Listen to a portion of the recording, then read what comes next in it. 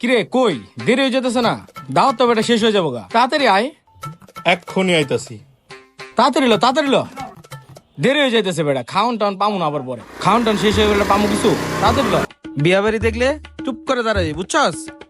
আর হইলো একটু দেখা লাগবো, আগে ঢুকে যাস না। এর আগের বার সমস্যা হয়েছিল, মন নাই? খিদা লাগছে বেটা, বিয়া বাড়ি খোঁজ না তাড়াতাড়ি। আরে পাউন যাবো, সমস্যা নাই। আজকে শুক্রবার না, আর তার উপরে শীতকাল। আমি টুক করে ব্রেক করার সাথে সাথে এই পাইছি। ওই যে, বিয়ে বাড়ি।